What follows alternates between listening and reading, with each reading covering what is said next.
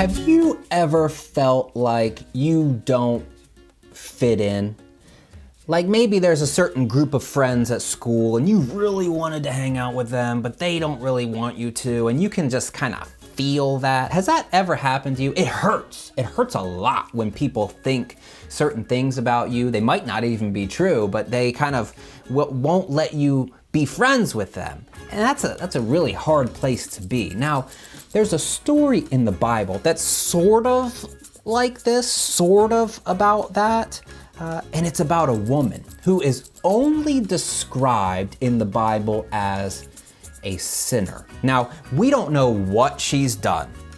We don't really even know if some of the things that the people thought about her were true. I imagine usually how this happens is if people begin to think something about someone, then the stories just start getting bigger and bigger and bigger, and people probably had all kinds of misconceptions about who she was. Now, the thing about Jesus is when he shows up and he hangs out with all kinds of different people, we've talked about this a lot. He hangs out with sinners, he hangs out with tax collectors, he hangs out with money lenders, he hangs out with all kinds of people that at that time, others might not have had a great view of. They might not have thought real highly about them, but Jesus always hangs out with them and he always makes them feel included and he always accepts them and he always kind of brings them into the space. He eats food with them and makes them feel like they're part of the crew because Jesus can forgive people whatever they have done. Now, there's a story where Jesus is having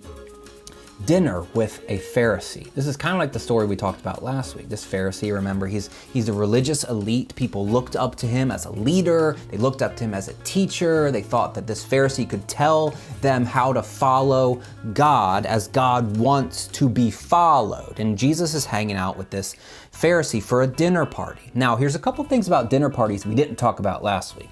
Number one, when you're throwing a dinner party, sometimes you'd kind of leave the door open so that other people who are not invited could sort of come into the space and hang out near the back wall and just look and listen. So if Jesus is at the dinner party, maybe they would come in just to hear if Jesus says something really cool, which he does.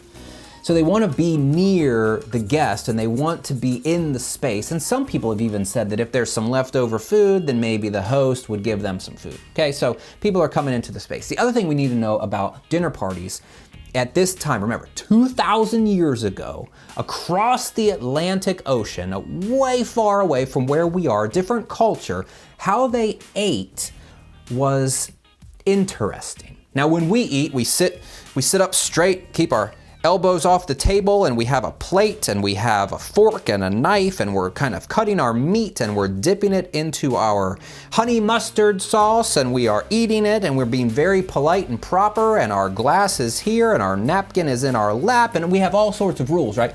But at this time, a dinner party, you wouldn't sit at a table and you wouldn't have all the silverware and you wouldn't have like a lot of the things that we have today. You would lay down sort of like you're on a couch. Now just imagine you're watching your favorite TV show. My kids right now, they love Avatar. Okay, so I don't know if that's something you're into. They also love to watch Ninjago. Okay, so that my kids lay on the couch every day and they watch a couple of these shows, and just imagine you're doing that, and wherever your head is, just imagine that that's where the food is. So if you're sitting there at this time, maybe there's some grape leaves and maybe there's some figs and maybe there's some hummus or some olives, who knows? Like you just might have food and it's all right here, and your feet would be down at the other end, okay? So the people that have come into this space, they're near your feet, okay? That's a lot of information for this little story.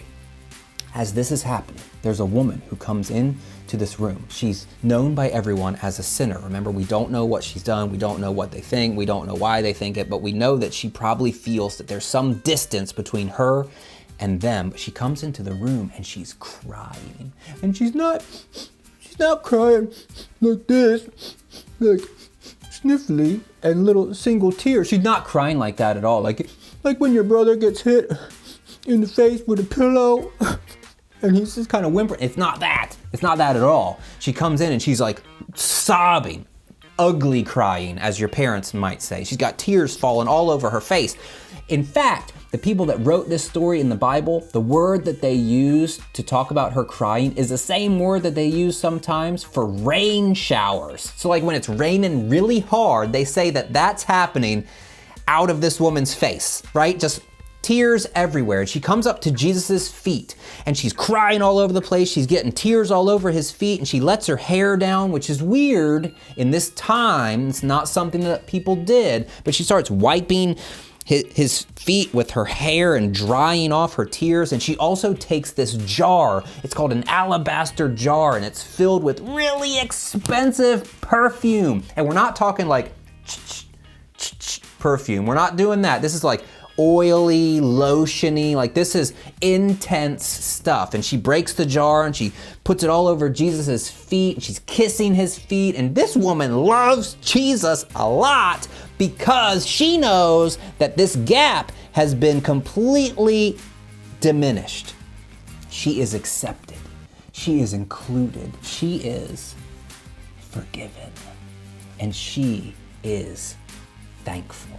Now, as this is happening, the host of the dinner party looks around and he's like, oh my goodness, if Jesus knew who was doing this, he would be embarrassed and he wouldn't let it happen. But Jesus can perceive that this is the thought of the host of the party. His name is Simon. And Jesus says, Simon, when this woman came into the room, she's been crying. She's been wiping off my feet. She's been taking this really expensive perfume and putting it on my feet. She's been doing all the things that you, as the host, should have been doing.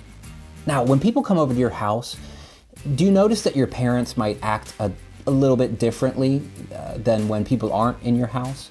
Or, you know, if you're with your grandparents, it's the same sort of thing. Whenever somebody comes into your house, you might hear your parents say something like, can I take your coat?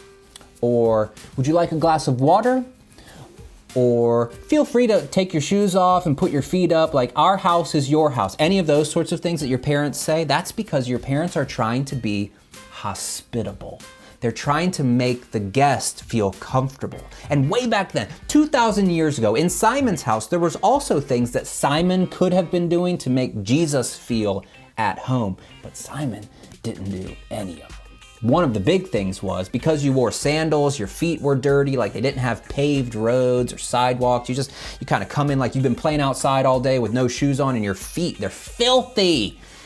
So when you come into someone's house, you might have a basin there and then the host or someone else would wash the feet of the guest. And this woman this isn't her house, she showed up and she's done that for Jesus, even though Simon hasn't. And Jesus says, listen, the reason why she's doing this to me is because she knows that I love her and she knows that I have forgiven her and she knows that I have accepted her and she knows that she has a place at the table with me. And maybe, Simon, you don't really get that. Maybe you don't know that I love you and that I've forgiven you and that I've accepted you and that I have given you a place at the table. At least not as much as she does, because her actions show how much she understands that I love her.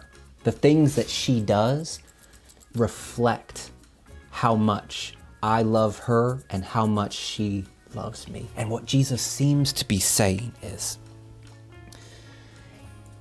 if you understand how much he loves you and how much he accepts you and forgives you and includes you, if you understand that this gap has been lessened, and if you understand that even if people think something about you, that Jesus doesn't think that, and when you understand that, the way that you live will be different. The way that you treat people will be different. The way that you want to include people, it will be different. The way that you accept people and forgive people, it will be different, because you understand that you're no different than they are.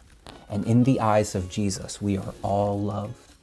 We are all accepted. We are all forgiven. And when we go to a dinner party,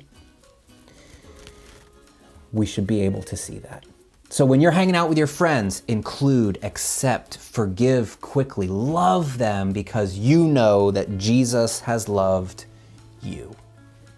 Tattoo, tattoo, tattoo, tattoo, tattoo, tattoo.